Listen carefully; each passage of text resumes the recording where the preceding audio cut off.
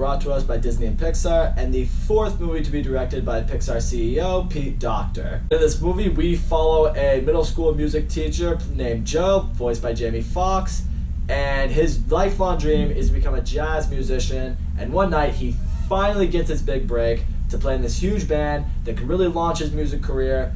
Unfortunately, on the way to this event, he dies, and now his soul has to find a way to get back to Earth. He, at first, is intended to go to the great beyond, where he will officially die and, go to heaven or, the afterlife or whatever you want to refer to it as. But instead, he winds up in a place called the Great Before, where souls are born, where they are created, and where they develop everything about themselves to then go to Earth and become babies. And the only way he can get back to Earth, possibly, is to help this soul, named 22, voiced by Tina Fey, help her discover her spark so she may go to Earth. This was easily one of my most anticipated movies of the year. I am a massive fan of Disney and Pixar. Just what they've done, not just for anime movies, but for movies in general. They've just made some of the best ever. They're the perfect animations, the kinds that kids will love and adults can love too. They are the perfect family movies. I was also really interested to see this movie for Pete Docter as its director. Pete Docter, in my opinion, has directed, namely with Up, and especially Inside Out, some of the more mature movies that Pixar has given us. And I don't mean mature to the point where they're not kid-friendly or anything like that, but mature to the point that they have themes that adults are going to connect with way more than kids will. I mean, in movies like Up, it touched on love and relationships and growth, and then in Inside Out, it touched on things like emotions and how you're feeling and how certain events shape you. It's the kind of themes that kids may watch and they might enjoy, but the older they get, they'll understand the movie better, and they're just the kind of movies that will age like a fine wine, if you will. I'm here to tell you guys right now, Pete Docter has done it once again with Soul, and in my opinion has solidified himself as possibly one of the best anime directors there has ever been. This is the first movie I can say so far this year was a masterpiece. I loved every second of this movie. First of all, let's just get into the voice acting. Jamie Foxx and Tina Fey, they both are great in this movie, voicing their characters and in their chemistry together. What I love seeing in Joe is his passion behind music. He loves teaching kids about the art of jazz. He wants to be a jazz musician so badly. It's been his dream since he was a kid, but he has adversity in his face. His mother doesn't really support it. He has been denied so many chances. And that's why when he does die, he is this soul that's, on the verge of officially, going to the great beyond. He's not ready to do that because in his mind, he's like, my life isn't fulfilled yet. There's still so much that's left to be done. And what I really love seeing in Joe, with that little message right there, is that there are no guarantees in life. You cannot live every day like your life is going to be fulfilled tomorrow. You need to live every day trying to fulfill it, trying to get everything you need in your life, so that way when you do pass, you don't have regrets. And that's what I really love seeing this movie explore upon with his character, because throughout it, he's figuring out more and more what he needs to do as a human being if he wants another chance at life. Relationships he needs to mend, or people he needs to influence, or real dreams he needs to pursue. Major props, though, go to Tina Fey as the voice of 22. She is easily the comic relief of this movie, and she is hilarious. What I love seeing her is she's this really rebellious soul that has no interest whatsoever going to Earth. She just wants to stay in the Great Before and enjoy this beautiful world that it is, because like every other Pixar movie, the world in this movie, Soul, is amazing. Love the way they portray the Great Beyond and the Great Before, seeing how these souls are created, how they discover certain personalities and certain traits, and how they discover their spark. Like, what's one thing that really stands out about them that may not really stand out with a whole lot of people? That's one ingredient she has left to fulfill, and what I love seeing is she has no interest in fulfilling that ingredient because she believes Earth is this bleak, sad planet where everything sucks. Just one line in particular where, everything's just horrible on Earth, everything here in the Great Before is amazing, and, you hear her crack those jokes, and she's like, oh man, she knows way too much about the real world, doesn't she? It's like, yeah, why would you go to the real world and endure all the pain and suffering that's there when you just stay in this Great Before and live in paradise? But what I really love seeing her is fear.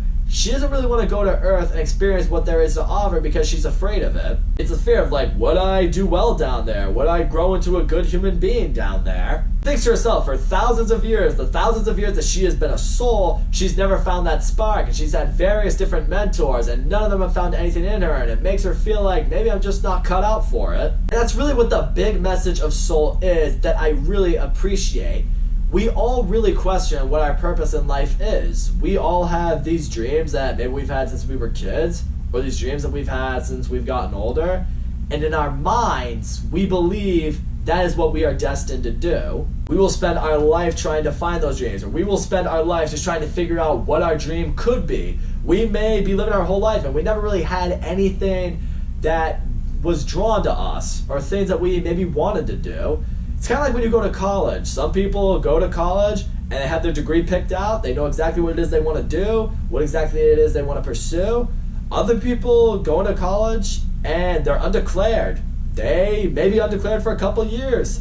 And maybe they just graduate with a business degree or something like that. You know, just one of those broad degrees, not looking down on business degrees or anything like that, but they get one of those degrees that could help them anywhere. You know, it's like, all right, I'm just going to get a college degree, make it look good on, you know, a resume, and then from there try to figure out what my dream is. This movie touches on topics like that, and even more so in the fact that you might go out and fulfill your dream, but when you do, it may not be what you always imagined it to be. In a way, when something that was once a hobby and a passion turns into a job and a career, at that point, you lose a bit of your spark there. You're no longer doing it for the right reasons. You're doing it because you have to, because it's your career. It's how you're going to make money. For example, someone out there might be a really talented musician and love writing songs and be a very gifted singer. And, you know, they love to perform for their friends or their family, or, you know, perform in the coffee shops and hope to one day become a real star. And maybe someday they do become a real star. But then, you know, they realize the downside of being that. You know, paparazzi's all on you. Your privacy's gone. You live a very, very, very busy life. You know, you gotta tour all over the world. You gotta make music all the time if you want to stay relevant. And at one point or another, it loses time for friends, family, relationships. And then you might look back on yourself and you might say, geez, this isn't what I was hoping for. It is one of those really deep messages that I don't know if kids are really going to relate to it, because I think it's one of those messages that are basically telling you, you need to have lived your life to get it. That doesn't mean you have to be like an old person to get this movie, but you need to live a good majority of your life to truly understand this movie. People who are younger aren't really going to get it because they haven't really had to think about that yet. Kids, they haven't had to think about stuff like this. Adults, though, we've totally been on this end. We've had stages where we've questioned ourselves or questioned our dreams or wondered what it is we might be good at or what our passion is. And that's why I feel, similar to Inside Out, this is a movie that adults are really going to connect with much more than kids will. And I think more so to the point that kids may not really enjoy this movie a whole lot. I think kids will watch it. Maybe they'll enjoy seeing the world and some of the humor in it. But I think ultimately, kids may not be as drawn to this movie. I guess that that's a flaw I could find with this movie. That's really the only one I could find, is maybe it's not the perfect family movie, because in reverse, you know, the joke with family movies is families go to see it, kids love it, and adults are just like, just enjoying this for the kids. Oh god, I hope this ends soon. No, it's kind of on the reverse side. You know, families will see this movie, and kids will kind of get bored, maybe go off, play with toys or whatever, but adults might stick around and end up watching it. It's you know, one of those little reverse situations for you there. But I think the most important message that this movie really conveys to everyone who sees it is really what life is about. Life isn't about finding your passion. Life isn't about finding your spark. Life is about embracing it and living it. You gotta take every day, day by day. Just live your life. Approach your day and your life how it comes to you. Don't look so far into the future. Don't look so far into what your dream might be. You gotta take every day step by step. And that's the only way you're gonna live life. You need to stop and appreciate every little thing you have around you, all the things you are capable of right now, and just what every day can bring to you. It's just a really deep message that really hits you to your core. And I will say, this movie didn't make me cry, but it definitely made me feel something. And you know, when I read reviews about how, oh, the waterworks are gonna be full force in this movie, I don't know if I would go that far, but when that message does really come across, I think everyone would feel something. So all in all, Soul, this movie was fantastic. It was peak Pixar. The voice acting in this movie was off the charts. Tina Fey and Jamie Foxx both absolutely crushing in this movie. The animation is beautiful. I love seeing the world and what the great before, the great beyond, really what the afterlife looked like. I like the designs of the souls. I thought it was genius seeing how souls are developed, how they are made, how they eventually go to Earth. I thought the movie was genius in its lesson and its moral. I thought it was really mature. I think it's more to a point that adults will get it more, but I think that's why I love this movie as much as I did. I also really like how this movie touches on how, you know, if you have moments where you black out, or you have moments where you trip out or whatever it is, it actually shows where your mind goes, where your soul goes. I thought that was interesting. You wake up and you just never remember it. And that's why you're like, maybe that's what all the psychics know out there. That's what they've mastered. They've mastered what we haven't mastered yet.